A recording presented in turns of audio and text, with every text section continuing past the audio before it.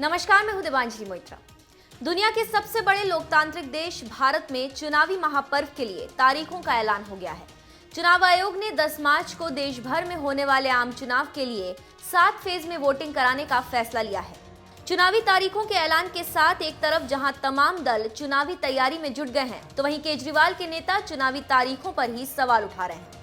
अक्सर विवादों में रहने वाले आम आदमी पार्टी के विधायक अमानतुल्लाह तारीखों के ऐलान में भी ओछी राजनीति ढूंढ रहे हैं। केजरीवाल के भरोसेमंद नेता अमानतुल्लाह ने ट्वीट कर कहा, 12 मई का दिन होगा, दिल्ली में रमजान होगा, मुसलमान वोट कम करेगा, इसका सीधा फायदा बीजेपी को होगा। इसके अलावा आम आदमी पार्टी के सांसद संजय सिंह ने भी ट्वीट किया, चुनाव आयोग मतदान में हिस्सा लेने की अपील के नाम पर करोड़ों खर्च कर रहा है, लेकिन दूसरी तरफ 3 फेज का चुनाव पवित्र रमजान के महीने में रखकर मुस्लिम मतदाताओं की भागीदारी कम करने की योजना बना दी है। सभी धर्मों के त्योहारों का ध्यान रखो सीईसी साहब।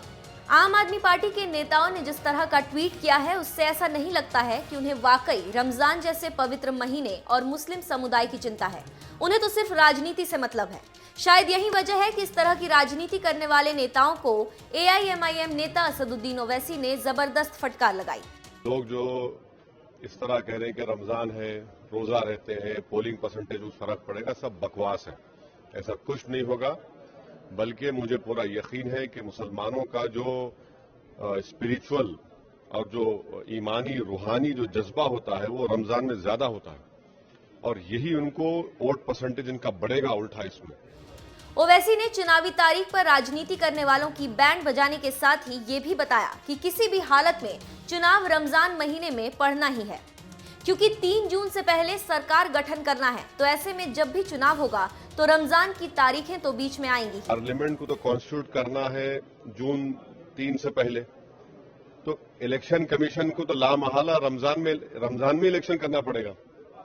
भाई जून 3 से अगर पहले इलेक्शन प्रोसेस कंप्लीट करना है और रमजान शुरू होगा हिंदुस्तान में 5 मई को, चलेगा 4 जून तक, तो ये शिकायत करना गलत बात है। ये जमहूरियत का काम है, चलता रहेगा। बल्कि मुझे पूरा यकीन है कि उस दिन छुट्टी होगी और हम लोग हालत रोजा में भी रहेंगे, हमारा ईमान और हमारा रूहानी स्पिरिचुअल जोश और खरोश में रहेगा और निकल कर वोट डालेंगे। क्या ये लोग जो कह रहे हैं कि रमजान में वोटिंग नहीं करें, क्या मुसलमान रोजा रहकर काम नहीं करते? क्या दफ्तर नहीं जाते? क्या अपने कारोबार नहीं करते? अरे भाई, इतनी फिक्र अगर इन लोगों को है तो साल के 11 महीने अब क्या करते हैं मुसलमानों के लिए, बताइए। आम आदमी पार्टी से 2 कदम आगे बढ़कर ममता बनर्जी की पार्टी को तो ये एक साजिश लग रही है। टीएमसी नेता फरहाद हाकिम ने कहा, यह अल्पसंख्यकों को वोट डालने से रोकने की साजिश है। आप नेता के अलावा मौलाना खालिद रशीद फरंगी महली ने भी नाराजगी जताते हुए कहा कि 5 मई से रमजान शुरू हो जाएगा, चांद देखने के बाद पहला रोजा 6 मई को पड़ेगा। ऐसे में गर्मी के कारण मुस्लिमों को दिक्कत हो सकती है। इन बातों का ध्यान रखते हुए आयोग तिथियों में बदलाव कर दे तो बेहतर होगा। केजरीवाल और ममता बनर्जी की पार्टियां भले ही चुनाव आयोग की तारीखों पर सवाल उठा रहे हो, लेकिन चुनाव आयोग के मुताबिक किसी भी शुक्रवार या त्योहार के दिन मतदान नहीं है। आयोग ने कहा कि रमजान के पूरे महीने ही चुनाव न हो, ऐसा नहीं हो सकता। Peaceful conduct of elections. This time, instead of 9 phases, we have 7 phases of election. Phase 1, date of issue of gazette notification. Notification होने के gazette notification होने का दिन 18/3/2019 Monday.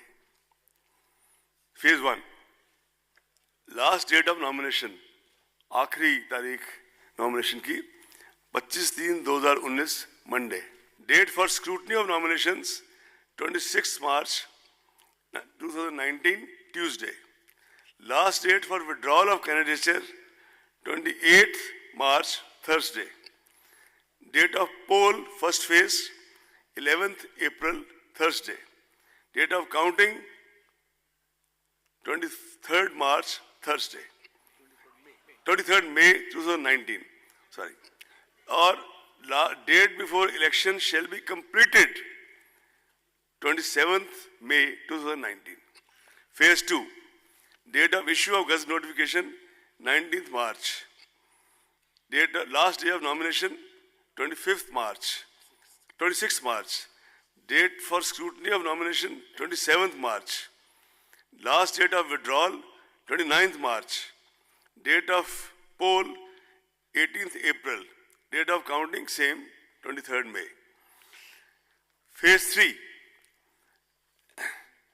Date of issue of notification, 28th March.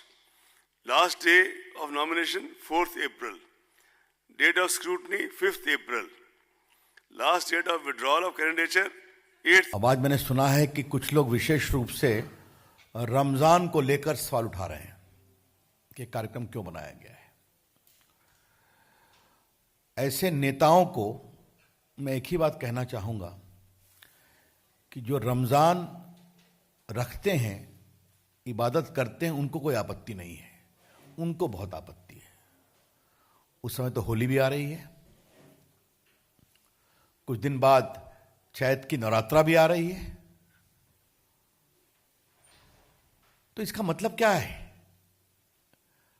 और जो लोग ये सवाल उठा रहे हैं उनको हम कहना चाहेंगे, पिछले साल कैराना का लोकसभा का उपचुनाव तो रमजान के महीने में हुआ था, जहां तक मुझे स्मरण है, और वहां बीजेपी की हार हुई थी, वो लोग जीते थे।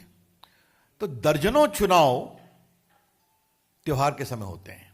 हां, जिस दिन एग्जैक्ट त्योहार होता है उस दिन वोटिंग नहीं होती है, इसकी ध्यान रखा जाता है। तो ये जो लोगों ने सवाल उठाया है, ये उनकी हताशा है, ये हम कहना चाहते हैं। रमज़ान शुरू होगा हिंदुस्तान में 5 मई से चांद के सेटिंग के ऊपर, और ईद होगी जून 4 या 5 को, वो भी चांद की सेटिंग के ऊपर। और हमको बहैसियत मुल्क as a country electoral process को कंप्लीट करना है जून 3 या 4 तक। तो रमज़ान में तो होएगा ना इलेक्शन, रमज़ान में तो होएगा इलेक्शन। 5 मई से रमज़ान शुरू होगा, तो 5 मई से पहले पूरी इलेक्शन प्रोसेस ख़त्म हो सकता है कि नहीं हो सकता है? तो ये बात समझने की जरूरत। दूसरी बात ये है कि क्या मुसलमान रोज़ा रहकर दिन में कामकाज नहीं करते, मेहनत मजदूरी नहीं करते हम लोग? कि हम रोज़ा भी रहते हैं, काम भी करते हैं, रात में जाके तरावी की नमाज भी पढ़ते हैं। तो ये लोग हमको, हमारे ईमान को क्वेश्चन ना करें।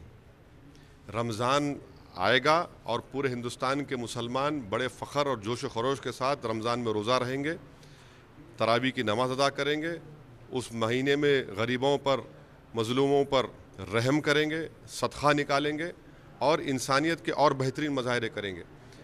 मेरा मानना यह है कि रमज़ान में इलेक्शन आने से मुसलमानों का जो ईमानी जज्बा होता है, जो रूहानी उनका जो लेवल होता है, वो ज़्यादा होता है। और मुझे पूरा यकीन है कि उस दिन पोलिंग परसेंटेज बढ़कर होगा। इसको क्यों रमज़ान से जोड़ रहे हैं? अरे भाई, उस दिन तो बहुत अच्छी बात है, हमको ये लंच वंच ख़ास तौर से हमारे ख़वातीन को पकाने की ज़रूरत ही नहीं है।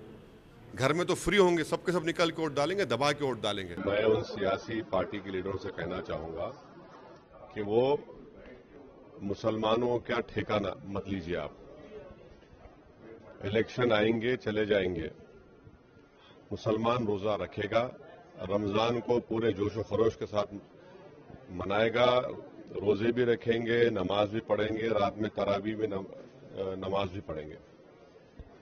और ये लोग जो इस तरह कह रहे हैं कि रमज़ान है, रोज़ा रहते हैं, पोलिंग परसेंटेज में फ़र्क पड़ेगा, सब बकवास है। ऐसा कुछ नहीं होगा, बल्कि मुझे पूरा यकीन है कि मुसलमानों का जो स्पिरिचुअल और जो ईमानी रूहानी जो जज्बा होता है, वो रमज़ान में ज़्यादा होता है, और यही उनको वोट परसेंटेज इनका बढ़ेगा उल्टा इसमें। दूसरी बात हमको समझने की जरूरत है कि पार्लियामेंट को तो कॉन्स्टिट्यूट करना है जून 3 से पहले, तो इलेक्शन कमीशन को तो लामहला रमज़ान में इलेक्शन करना पड़ेगा। भाई, जून 3 से अगर पहले इलेक्शन प्रोसेस कंप्लीट करना है और रमज़ान शुरू होगा हिंदुस्तान में 5 मई को, चलेगा 4 जून तक, तो ये शिकायत करना गलत बात है। ये जमहूरियत का काम है, चलता रहेगा। बल्कि मुझे पूरा यकीन है कि उस दिन छुट्टी होगी और हम लोग हालत रोज़ा में भी रहेंगे, हमारा ईमान और हमारा रूहानी स्पिरिचुअल जोश व खरोश में रहेगा और निकल कर वोट डालेंगे। क्या ये लोग जो कह रहे हैं कि रमज़ान में वोटिंग नहीं करें, क्या मुसलमान रोज़ा रहकर काम नहीं करते? क्या दफ्तर नहीं जाते? क्या अपने कारोबार नहीं करते? अरे भाई, इतनी फिक्र अगर इन लोगों को है तो साल के 11 महीने आप क्या करते हैं मुसलमानों के लिए, बताइए। तो सब कुछ होने वाला नहीं है। इलेक्शन कमीशन को तो इलेक्शन करना ही है रमजान में, इसलिए कि जून 3 से पहले पार्लियामेंट कॉन्स्टिट्यूट करना, इलेक्शन प्रोसेस खत्म होना है और रमजान शुरू होगा 5 मई से, खत्म होगा 4 जून को। तो ये कंट्रोवर्सी गलत है, बल्कि मुझे पूरा यकीन है कि मुसलमान हालत रोजा में रहकर उनका ईमान, उनका एक रूहानी एक्सपीरियंस जो अंडरगो करते हैं वो बहुत ज्यादा होगा और इससे पोलिंग बढ़ के होगी, देखना आप।